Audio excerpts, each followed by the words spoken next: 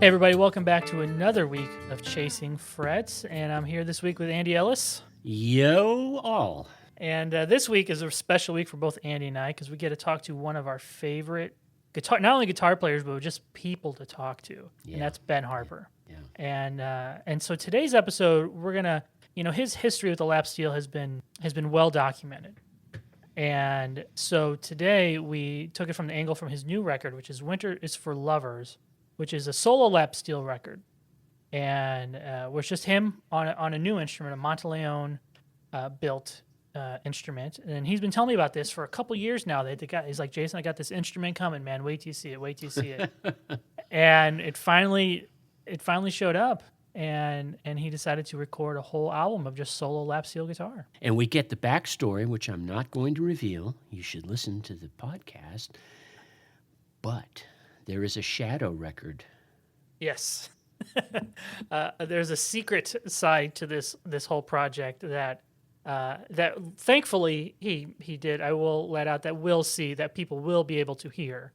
Yeah. Because after he told the story behind it, Yeah. I was just in the back of my mind, I was thinking, please don't just put that on the shelf for the box set in 30 years or whatever, you know. And but it will come out, and we'll let Ben tell that story. Right on. So thanks again for joining us. You can hit us up at chasingfrets@premierguitar.com. And so let's. This is going to be a real fun week for us. So let's dig into the first episode with Ben Harper.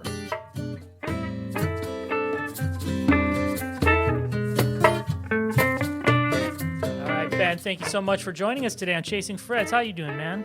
I'm doing fine. How are you doing? I'm doing great, buddy. And I'm here with Andy again, your old buddy. Hello, Ben. It's so good to be with you guys. And so today's episode, we want to. We know you've been telling me about this record for maybe over a year now. He's like, Jason, I got this guitar coming. Yeah. It's going to be the basis for this record. And I was so happy when I finally got a copy of it.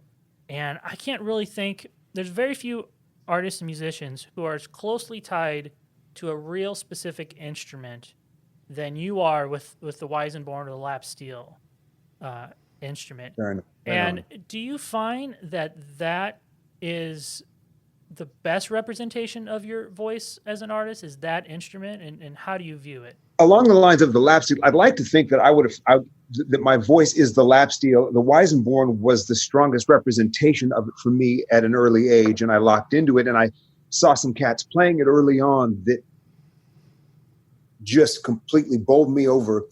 So I gravitated towards it with a purpose. But I'd like to think if my only option was a square neck plywood Sunburst Stella from the 1940s, I would be finding my voice there. You know what I mean? So it's more about the style of playing than it is the instrument. However, I've unturned any and every stone in reaching. I feel privileged that I've had an opportunity to go on a sonic exploration, and where that has taken me and the people I've met through it. And because I've had the ways and means, I've never compromised in reaching for the tone that I hear in the depths of my soul. This new record, Winter is for Lovers, when I first heard it, which was just the advance a few days ago, I went, wow, this is intimate. It sounded to me the way I'm imagining, and I'm going to turn this into a question, but it sounded to me the way I'm imagining what it's like if Ben is sitting by himself late at night, early in the morning, whenever it is that you get a modicum of private time with your instrument. Yep. And here's this sound coming out. There's no band, there's no booming bass, there's no rock and roll. There's this sound of Ben talking to the ethers, I don't know, with his guitar. When did you compose these tunes? I love it. Yeah. You know how much respect I have for you guys, and I mean, I'm just going to let that sink in for a second. I've been composing these tunes my entire adult life. I've been working this record. I've been putting pieces away, and every once in a while, I'll fill a space on a record with one and go back to writing them and putting them away for the time that I was planning on making a lap steel record. So since my late 20s. Do you document them, like, just do a scratch recording so you can keep track of them over this period of time, or are they all just in your head? I had always had, I once one would be completed, I would set it aside. And so I was collecting, and every once in a while, one would hit a mark to where I would say, I'm going to bring this to the stage. And I would kind of road test them at various times. And then people would come to me afterwards and ask about them. And I would give them names just so that, in France, say, the promoter or my manager would come to me and say, you have to give that song a name because, you get paid for playing it over here, kind of thing. I mean, there were various reasons why I'd need to give things names. So I would put names on them, but knowing that they were kind of in the back of my head, that they were placeholders for something else. Does that explain why almost all the titles are cities? Some of them are regions, and one of them is a country, but they all are locations. Is that why they have those names? That's correct. About midway, once I was focused on making a lap steel record, I wasn't sure how it was going to come to life. I've got a collection of lap steels, and I had every intention of bringing them all, my aces, into the studio and having it be a celebration of my favorite lap steels. That was my original intention. And they were individual pieces. But the reason it was taking me so long is because to record the record itself, one, because I didn't feel I had enough material along the way until now. But another reason was I wasn't exactly sure how I was going to bring it to life other than bringing in the collection and setting sail on getting the best takes with the right instruments and finding the best sound of each movement. Then enter in John Monteleone and getting a lap steel guitar made a carved top back lap steel, again, chasing that sound that we hear in our heads and in our hearts and wherever else that resonates from, that we pull it out of. That really hit the accelerator. Two things hit the accelerator on this record. One of them was meeting John and connecting with John, and John being willing to build an instrument in pursuit of that sound I was hearing. Another was finishing the book, reading and finishing the book, David Foster Wallace's Infinite Jest. Because during the process of writing this record, midway through Infinite Jest, I had to do some research on the book as to how someone could actually accomplish a book like what I was reading in that moment. And I went online and saw an interview of him with him where he made it clear that Infinite Jest started as a series of shorter stories and came to the realization that they were one body of work. And it was for him to weave them and tie them together. And I recognized from that right away that that's what I was trying to do, that these weren't individual compositions, but compositions for a bigger piece of music.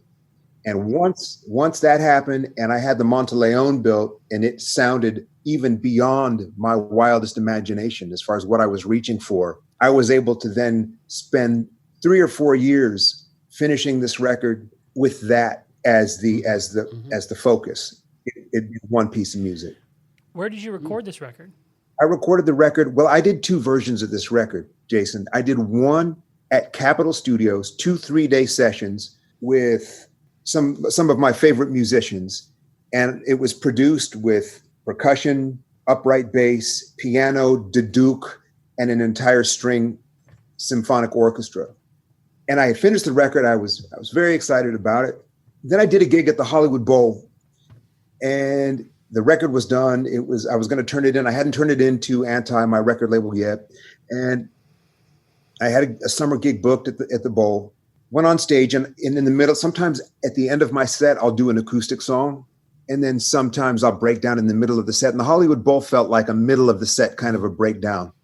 So mid-set, band exits, and I was going to play one of the pieces. I was going to play maybe a piece or two from the A side of Winter is for Lovers, most likely Inland Empire. But I started the first notes of the A side of Winter is for Lovers, and it was shockingly silent. So I went into the next movement of the song, and it was still quiet. By the time I looked up, I had played the complete A side, and I'm sure people were making. I didn't hear them, and I looked up, and they were looking at me, and they were like, "What was?" You know, it was a moment, one of those odd moments, but it was informative. And that after the gig, all my closest friends, family, and relatives. That's mainly what people wanted to talk about. It was a fun show. It was one of my band's stronger shows in recent memory. But all anybody really wanted to talk about was the slide piece. And I was so excited to let everybody know how much time we had put in at Capitol Studios and the symphony, and how much that was, how big I had built it. And my family and closest friends, you know, and the older you get, hopefully the better you listen. They said, well, that's great. I'm glad you did that, but we're hoping to just get that. And I went, but you haven't even heard what I've done with it. And they were like, no, but it doesn't matter. And so I took that to heart, and I went back and revisited the work, and I recorded a version of it just at home in the living room, and lived with it for a while. And I just said, they're right. They're right. I've gone too far. I've gone all the way. And I needed to go too far to arrive there, or arrive where the record is. And there was, there was money spent, time spent, emotion spilled. And a couple of those movements, especially Robert Glasper is playing keyboards on a bunch of it. So they're going to be B-sides. But I went back into the Carriage House in Silver Lake, where I recorded Get Up, the first Charlie Musselwhite record, and hung up a couple of mics, and that was it. And just played it. Went in for a few days, just played it front to back, till we got the right ones. You mentioned, and I don't mean to ramble. On you, but this is the place for rambling. This is the place. All right. All right. You mentioned that you had this idea going into this project of pulling out your aces and getting a greatest hits of your lap steels. Was it always acoustic from the get-go? It was going to be acoustic and electric, but very ambient electric. You know, clean Fender, Vibrolux, Princeton's. And how did these pieces feel to you differently between acoustic and electric? Because those are very different kind of sonic landscapes to kind of play in. How did the pieces feel different?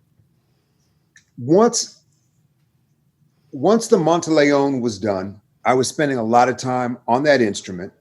Once I had established that it was going to be one movement, I still hadn't come to the conclusion that I was going to use one instrument. I still figured I would find a way to segue from instrument to instrument cohesively, whether that be electric or acoustic. But when I got into the studio, Sheldon Gomberg, the engineer and producer, he just, every time I would go to another instrument, and I brought the whole family in, electric, acoustic, Weissenborns, handmade Italian electrics, long scale Fender, the cream colored Fender lap steel. I mean, I just brought in everything I had that I knew sounded great, having collected lap steels all my adult life. I just brought the A-team in. But every time I shifted gears from the Monteleone, my producer engineer would just say, you may want to just go back to that guitar. So I didn't, and that's why I don't have a producer credit on this, because Sheldon placed the mics. I played it, but Sheldon brought it sonically to life and really steered the ship as far as what instrument I ended up on. And I love all my instruments equally. I love the Weissenborn. I love Weissenborns. I love my electrics, my Asher lap steels. I have a signature guitar. You know, why wouldn't I use that? Plenty of ego there, right? But every time I would take a left turn from the Monteleone, he'd kindly request I bring that back in, and then it was clear it's one piece of music. It should be one guitar. Well, it reminded me also, Ben, of when I listened to Segovia. The music is very different. But these old recordings of Segovia, you can hear the tape hiss. I mean, you know, the little tape head warble and stuff like that. I mean, these are old recordings. But this was back in a day when people played a guitar. You know, Yeah. I don't know what Yeah. guitar he was playing, you know, but Hauser or something, you know. Hauser or Ramirez, sure. Yeah. But there he was. Each piece of music was a different piece of music, but there was his guitar. and that Yeah. was the sonic. His signature was his heart and his fingers and his touch, but this other signature was this guitar running through. And they probably used the same mic. There wasn't a whole lot of I, sonic yeah, option. Andy, that was the framework. That became the framework for the record. Once it was clear that it was going to be one guitar, it was obvious with what you're saying. What you were saying was the exact logic we were applying to the process. It's one piece of music, you use the guitar. Yeah, yeah. I want to read you something that you said. We did a 1999 cover story for Guitar Player magazine, and we'll get into that in some of the other segments in this next podcast. Because it was the honor of a lifetime, by the way. That was, yeah. It was a lifetime experience for me. But you were talking about making records. Okay. Quote, "Make no mistake about it. Making a good record is pure, unadulterated pain. If you fall and break your leg, that's pain. But I'm telling you, the phase between pain and death, that's making a good record. It's extreme." End quote. I'll stand behind that. I mean, Yep. Capitol Studios is not cheap. Like No. you said, bringing those players in is not Hey, cheap. man. And you had the bravery to push that aside and start with a blank slate. I mean, The slide guitar got lost in the production. It became less singular, less of a contribution, less of a conversation, and it wasn't me. I mean, it's cool, and I'm glad we've got these pieces for the B-sides because they're cooking, and I can't wait to get them to you. I'll hang up and send them to you both. But it wasn't. What wasn't it? It wasn't. It wasn't. It didn't hold my entire life in it like this one does. This is the kind of record where I don't need to make another record. From this one, I'm going to make more records, but I don't need to. Because this is the record I'd always wanted to make, and it's yeah. I've seen you in concert, and even in the little interludes between songs, whether you're on electric or acoustic, those times when it's just kind of you at the instrument, that's the sound of Ben Harper to me. Right. What you're saying is what is being reflected back to me from friends and fans and family and people who I don't often hear from. Sometimes when I release records, I mean, I'm really hearing from people who are so near and dear to me around the world about this record. You have to be hardened in the business and in music because you can be ahead of it, you can be behind it, you can be right on time with it. And it really isn't about what people say as much as how you feel about what you do. But with a record that is this intimate, it is a much softer landing to have it be welcomed with open arms. And I can take the hits either way, but this feels different. It felt different recording it, having stripped it back to just me and an instrument. I've never considered myself a brave artist or a cowardice artist. I've just always followed what I feel. But I do feel pulling everything off it's something I could put at the feet. Like I'd love to put this record at the feet of Jerry Douglas, or Lindley or Ry Cooder or people who Rob Ickes, my personal heroes and say thank you to them. It's because we're all, and Derek Trucks. I mean, these are people who I spend a lot of time listening to and just have immeasurable admiration for. And it's a record I can just, hey, in your spare time when you're doing dishes, I hope you dig it kind of thing. And I hadn't made I felt like I hadn't made my contribution on that instrument. I'd spent my whole life playing it, and it took me till I was 50 years old to actually have it ready. I couldn't have made this a day sooner. Well, like you said, it took you that long just to get the material together. Yeah. Mm-hmm. Yeah. So to get a bit into the nuts and bolts, did you experiment with different tunings on these songs, or did you stick to one? I stuck to one. When I session with people, I do a lot. I do a lot of like C6 because it just fits everything anytime with where people are at. I just go C6 and then find it. Sometimes I'll use the lap capo and just it just makes things fast. But in listening to a lot of classical compositions and even premier guitarists who I admire, like Sabikis or Narciso Yepes or Andre Segovia or John Fahey, there's no reason a classical composition by Bach can be in one key for 30 minutes and a lap steel composition can't do the same thing. So I just tuned to my favorite and go-to tuning, which is D-A-D, F-sharp A-D. You've changed it from 1999. When I sat with you in your house, and I believe it was in Silver Lake when the day one of our experience, and you played the Weissenborn, it was D-A-D, D-A-D. You had the double Ds right down the middle. Yeah, I've always had that drone. Yeah, the drone I have on lock as well. But for early work like Pleasure and Pain and Mama's Got a Girlfriend way back in the day, and a lot of the early instrumental stuff like 11th Commandment on the Blind Boys of Alabama record, and Paris Sunrise 7 that was on another instrumental lap steel piece on Lifeline. You got to have that third in there just for the because you got the minor fall, but you need the major lift, right? Like Leonard said. Yeah, cool. Well, that All right. I'd highly encourage everybody to go check out Winter is for Lovers, which will be out this October. And thank you so much for joining us, Ben. Ben's going to be here all week. What a pleasure. Thank you for having me.